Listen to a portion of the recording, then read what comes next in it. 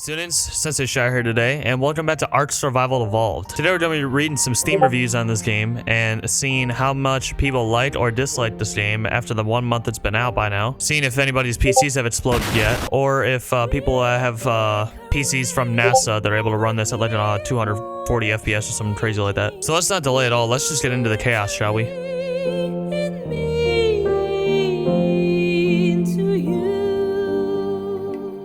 This is being written before any of the game's major updates, about 3 weeks after launch, and it's being written by an insane old lady who started playing this franchise on her PlayStation 2 in 2005. Who cares about it more than she ought to?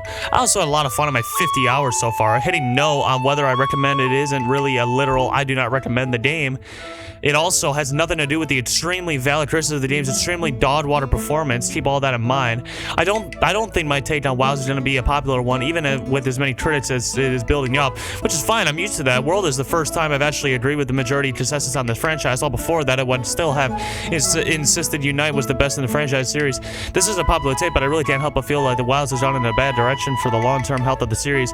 Not because of the shorter hunts or the lack of content that you may have already heard complaints about, especially the latter one.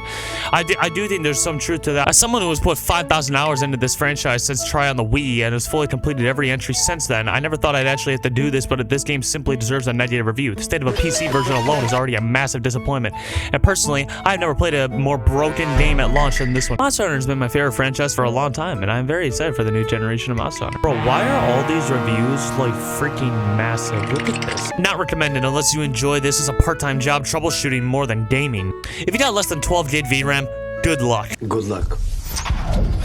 Good luck. Good luck. Good luck. Hope you enjoy playing slideshows. You have a high-end GPU?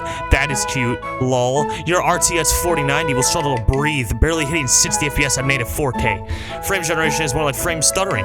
NVIDIA Reflex also chokes harder with stutter frame time and crashes. Lol, they expect you to run these games on an AI upscale. And yes, some of you will say, ooh, it runs fine for me. Stop playing on a potato PC.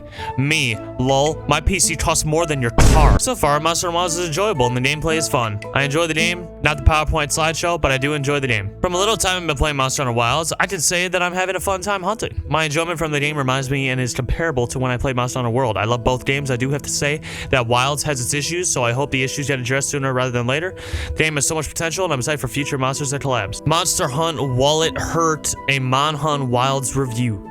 I started playing Monster Hunter Wilds mostly because of my husband, and thanks to him, I had to buy a whole new GPU just so he could run this game. Truly, love is expensive. With its high specs and stunning graphics, it definitely looks amazing, but also feels like a game made for the rich. Cool game, awful performance, and worse optimization. Capcom, if you do end up fixing the game, and you'd like me to edit this review into a positive one, it will cost you £3.50 for a review edit voucher. Gosh. My grandma runs better than this. If this review gets 1 like, I will get an Ark Vel tattoo on my forehead.